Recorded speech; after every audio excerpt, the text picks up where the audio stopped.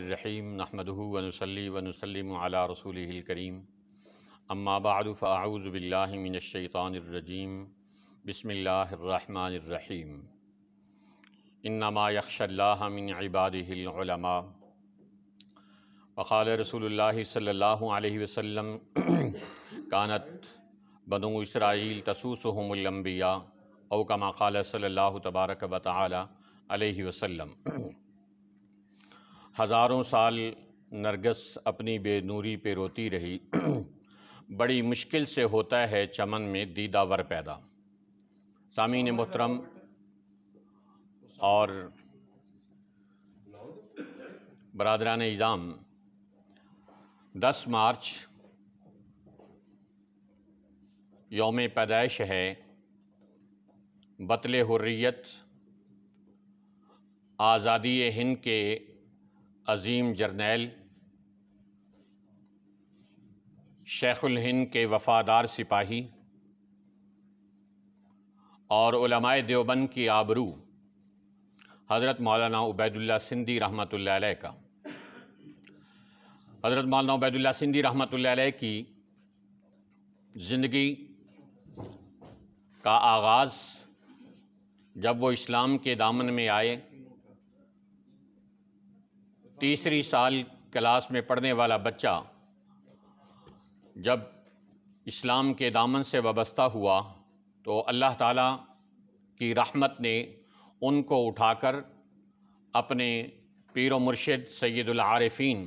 حضرت حافظ محمد صدیق صاحب بھرچونڈی شریف رحمۃ اللہ علیہ کے قدموں میں پہنچایا۔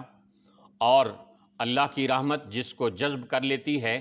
اس کا کیا عکس نظر آتا ہے کہ وہ فرماتے ہیں کہ 3 سے 4 مہینے صرف حضرت حافظ محمد صدیق صاحب بھرچونڈی شریف والوں کی خدمت میں رہا اور میرے اندر اسلام ایسے رچ بس گیا جیسے اسلام میری طبیعت ثانیہ بن گیا ہو۔ تو یہ اللہ والوں کی صحبت کا فیض ہوتا ہے کہ چند مہینے کی صحبت نے ایک نو مسلم بچے کے اندر ایمان کی ایسی حلاوت اور حرارت پیدا کر دی، اور ان کے پیر و مرشد نے دعا دی کہ تم تعلیمی سفر پہ اب روانہ ہو رہے ہو، تو میری دعا ہے کہ اللہ تعالیٰ ایسا کرے کہ تمہارا واسطہ کسی راسخ عالم سے پڑ جائے۔ تو پیر و مرشد کی زبان سے نکلی ہوئی دعا لمحہ مقبول میں نکلی اور اللہ کی بارگاہ سے شرف قبولیت پا گئی، اور حضرت مولانا عبید اللہ سندھی رحمۃ اللہ علیہ کو اس دعا نے حضرت شیخ الہند مولانا محمود حسن رحمۃ اللہ علیہ کے قدموں میں پہنچا دیا۔ اور وہ جو اردو میں کہا جاتا ہے ہو نہار بروا کے چکنے چکنے پات، تو اللہ جس سے کوئی کام لینا چاہتا ہے مستقبل میں تو اس کی حفاظت اور تربیت کا انتظام بھی کرتا ہے۔ تو حضرت شیخ الہند کی اردو کا لفظ جو ہے نا وہ بروا ہے، جی اور پنجابی کا لفظ اس کے الٹ بھڑوا ہے، تو یہ بے کے نیچے زیر ہے۔ شکریہ۔ تو حضرت شیخ الہند کی فراست مومنانہ نے اندازہ لگا لیا کہ یہ عبید اللہ سندھی، اس کے اندر ایک عظیم بطل حریت چھپا ہوا ہے اور ایک انقلابی لیڈر موجود ہے۔ چنانچہ انہوں نے ان کی تربیت کی، اور خود مولانا عبید اللہ سندھی رحمۃ اللہ علیہ فرماتے ہیں کابل ہجرت سے پہلے 4 مختلف ادوار کے اندر حضرت مولانا شیخ الہند محمود حسن رحمۃ اللہ علیہ نے مجھے تربیتی مراحل سے گزارا۔ یہ 14 سال کا عرصہ بنتا ہے جس کو حضرت نے 4 تربیتی مراحل کے اندر تقسیم کیا، اور جب حضرت نے دیکھا کہ میرے یہ شیخ میرا یہ ہیرا تیار ہو چکا ہے تو انہوں نے ان کو کابل روانہ کیا، اور کابل روانہ ہونے سے پہلے واپس تشریف لائے اور پھر ایک بار اپنی مرشد کی بارگاہ میں حاضر ہوئے، اور وہاں آ کر انگریز تو ان کو ڈھونڈتا پھر رہا تھا کہ یہ انقلابی لیڈر کیا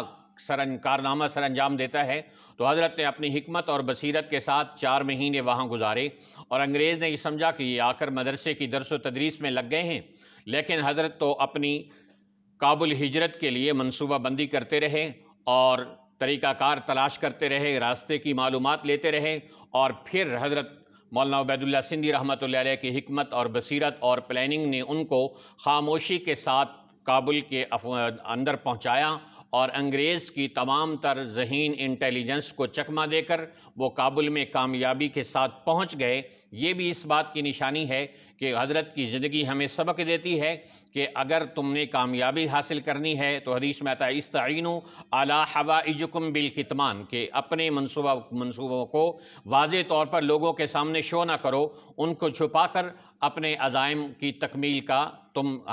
ذریعہ بننے والے بنو اور اس کو حاصل کرنے والے بنو۔ اور وہاں حضرت نے جا کر کہا کہ جاتے ہوئے میری طبیعت آمادہ نہیں تھی کابل، لیکن جب میں نے دیکھا کہ وہاں مجھے 50 سال کی اپنے استاد محترم حضرت شیخ الہند کی محنت نظر آئی، اور 50 سال کی محنت کو پھر میں نے سمیٹنے کے لیے دن رات ایک کر دیے، تو کابل کے اندر بھی حضرت نے اپنی محنت جاری رکھی، اور وہاں خود کابل کی اس وقت کٹ پتلی حکومت جو تھی وہ بھی انگریز کے ماتحت ہو چکی تھی، اس کی آزادی کے لیے بھی حضرت نے تحریک چلائی اور 7 ماہ کابل میں رہے، اور اس کے دوران میں حضرت شیخ الہند کے مشن کو بھی جاری رکھا اور افغانستان کی آزادی کی تحریک کو بھی منطقی انجام تک پہنچایا، یہاں تک کہ انگریز نے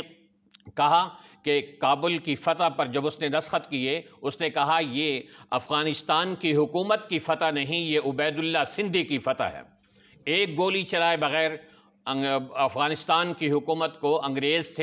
سے نکلوا کر آزاد کر دینے کا کارنامہ بھی حضرت مولانا عبید اللہ سندھی نے سر انجام دیا۔ افغانستان، پاکستان، ہندوستان، یہ 3 ممالک حضرت مولانا عبید اللہ سندھی کے کریڈٹ پر ہیں کہ ان کی حکمت، بصیرت، قربانیوں اور منصوبہ بندیوں کے طفیل اللہ تعالیٰ نے اس خطے کے لوگوں کو آزادی نصیب فرمائی، اور 7 ماہ کابل میں رہنے کے بعد پھر انہوں نے ماسکو کا سفر کیا اور 7 سال وہاں گزارے، اور 7 سال کابل میں اور پھر 7 ماہ کابل میں، اور انہوں نے کچھ عرصہ ترکی میں گزارنے کے بعد 12 سال انہوں نے مکہ مکرمہ کی پاک سرزمین کے اندر گزارے۔ گویا اللہ تعالیٰ کی تدبیر، ہمارا ایمان ہے کہ ایک پتا بھی اللہ کی اجازت کے بغیر نہیں گر سکتا، ما تسقط من ورقۃ الا یعلمها۔ تو تقدیر مولانا عبید اللہ سندھی رحمۃ اللہ علیہ کو حرم شریف کے اندر بٹھا کر ان کی مزید تربیت کا انتظام کر رہی تھی کہ اس پاکیزہ سرزمین پر جہاں جانے کو لوگوں کی آنکھیں ترستی ہیں اور ہر مسلمان زندگی بھر ہاتھ اٹھائے دعائیں مانگتا رہتا ہے، اے اللہ مجھے حرم شریف کی ایک بار حاضری نصیب فرما، اور ایک بار کی حاضری چند دن کے لیے لوگ جاتے ہیں اور نہ جانے کتنا کچھ فیض۔ صاحب جو فرما رہے ہیں یہاں ایک ہمارے مکتبہ فکر کا نقطہ ہے جو حضرت شاہ ولی اللہ دہلوی رحمۃ اللہ علیہ کے فکر کا ہے، اس لیے کہ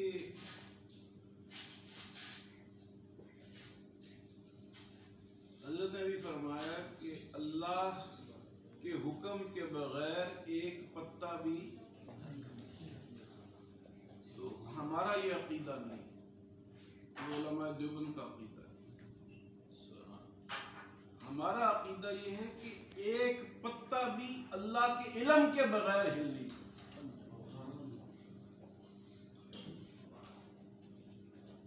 تو حرم شریف کی پاک فضاؤں کے اندر حضرت مولانا عبید اللہ سندھی رحمۃ اللہ علیہ نے 12 سال گزارے، اور 12 سال اس پاکیزہ فضا کے اندر سانس لینے کے بعد پھر وہ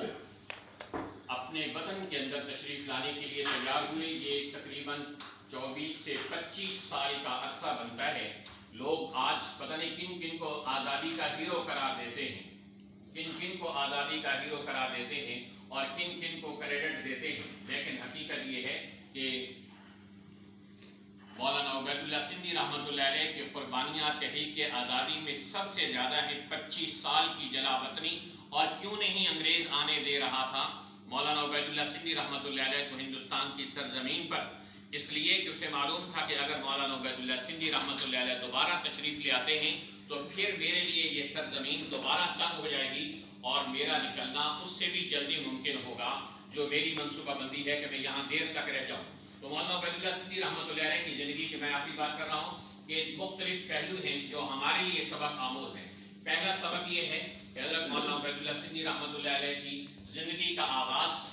حضرت مولانا حافظ محمد صدیق رحمۃ اللہ علیہ کے قدموں سے ہوا، اور ان کی انقلابی اور معاشی جو اصلاحات ہیں ان کو دیکھتے ہوئے ان کا روحانی پہلو عام طور پر نظروں سے غائب رہتا ہے، لیکن ہم دیکھتے ہیں کہ ان کا آغاز اور اٹھان ہی حضرت حافظ محمد صدیق صاحب ایک اللہ والے کی سید العارفین کے قدموں سے ہوا، اور یہ قادری تھے اور علماء دیوبند کا سلسلہ چشتی اور صابری تھا۔ تو گویا مولانا عبید اللہ سندھی رحمۃ اللہ علیہ پہلے قادری طالب علم تھے جنہوں نے دیوبند کی فضاؤں میں علم حاصل کیا، تو یوں قادری اور چشتی کا مرج البحرین بن کر مولانا عبید اللہ سندھی باہر نکلے، اور پھر انہوں نے جہاں جہاں رہے کسی وقت بھی اللہ کی یاد سے غافل نہیں رہے، کسی وقت بھی خدا کا توکل ان سے نہیں چھوٹا، اور کسی وقت بھی علامہ اقبال نے کہا تھا نا کہ چھوٹے نہ مجھ سے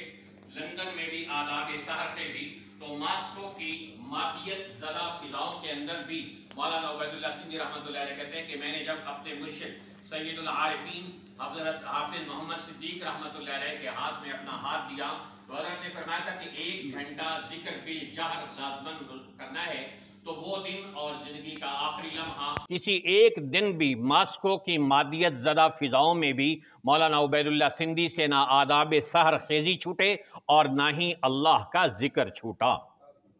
اور پھر آپ دیکھیے 25 سال کی طویل ترین جلا وطنی ہے اور اللہ کے لیے مجاہدے اور ہجرت ہیں، ان سب کو وہ تج کر کے قربان کر کے جب وہ ہندوستان کی سرزمین پر آتے ہیں تو ہندوستان کی سرزمین ان کے لیے چشم براہ بن جاتی ہے، یہاں ہر ایک ان کے لیے اپنی پلکیں بچھانے کے لیے تیار ہے، اور گویا بزبان حال کہہ رہا ہے اے باد صبا ذرا یہ تو بتا مہمان جو آنے والے ہیں، کلیاں نہ بچھانا راہوں پہ ہم پلکیں بچھانے والے ہیں۔ تو جب پورا ہندوستان ان کے لیے پلکیں بچھانے کو تیار تھا، وہ آئے اور آ کر پھر خلوت نشین نہیں ہو گئے، اور آئے اور اپنی 25 سالہ جلا وطنی کو کیش کرا کر ریاکاری کے مرتکب نہیں ہوئے، بلکہ وہ مشن اور حضرت شیخ الہند کی وہ فکر جو ان کے رگ و پے میں سمائی ہوئی تھی، اس کو تقسیم کرنے کے لیے کبھی کراچی، کبھی لاہور، کبھی ہندوستان اور کبھی سندھ کے اندر برابر تشریف لاتے لے جاتے رہے، اور اس سوغات کو تقسیم کرتے رہے، اس وراثت کو، اس فکر کو اور شیخ الہند کے مشن کو آگے تقسیم کرتے رہے، اور اس کے لیے کارکنان تیار کرتے رہے۔ لیکن دیکھیے تو صحیح انجام کہ پوری دنیا آدھی دنیا گھوم کے آنے والا انسان آ کر آخری ایام کہاں گزارتا ہے اور دفن کہاں ہوتا ہے؟ دفن آ کر اپنے شیخ و مرشد کے قدموں میں ہوتا ہے، دین پور شریف کے قدموں میں ہوتا ہے، اور گویا بتا رہے تھے جو تجھ بن نہ جینے کو کہتے تھے ہم، سو آج اس عہد کو ہم وفا کر چلے۔ تو یہ تیری معراج کے تو لوح و قلم تک پہنچا، میری معراج کے میں تیرے قدم تک پہنچا۔ آج بھی دین پور کا قبرستان یہ گواہی دے رہا ہے کہ اہل طریقت وفادار ہوتے ہیں، اپنے مرشد کے وفادار ہوتے ہیں۔ تو حضرت شیخ مولانا عبید اللہ سندھی رحمۃ اللہ علیہ کی دین پور شریف کی قبر ہمیں بتا رہی ہے کہ منہا خلقناکم وفیہا نعیدکم ومنہا نخرجکم تارۃ اخری، کہ پہنچی وہیں پہ خاک جہاں کا خمیر تھا، اور جنت نظیر خطہ قبرستان دین پور شریف میں ان کی تدفین بتا رہی ہے کہ آپ جس طرح سیاسی میدان میں، معاشی میدان میں کارنامے سر انجام دیں، اپنی روحانیت اور طریقت کو ہمیشہ باقی رکھیں۔ ان کی زندگی کا ایک سبق یہ ہے، اور دوسرا سبق کیا ہے کہ جد و جہد، مسلسل حرکت اور مسلسل محنت، اور کسی بھی گھڑی آرام نہیں، مسلسل کام اور کام کر کے مولانا عبید اللہ سندھی رحمۃ اللہ علیہ نے ہمیں سبق دیا کہ علم والے اور عمل والے لوگ خاموش ہو کر کبھی نہیں بیٹھتے ہیں، بلکہ وہ مسلسل نقل و حرکت کرتے رہتے ہیں۔ اور مولانا عبید اللہ سندھی رحمۃ اللہ علیہ کا ایک قرض جو ہمارے مرشد دامت برکاتہم نے بھی آپ کو بتایا کہ وہ یہ ہے کہ ملا اور مسٹر کی تفریق ختم کرنے کا جو انہوں نے علم اٹھایا تھا، اور اس کے ذریعے ہی یہ تقسیم ہند کا فارمولہ کامیاب ہونا تھا اور یہاں مسلمانوں کی دوبارہ حکومت قائم ہونی تھی، تو وہ آج بھی ہم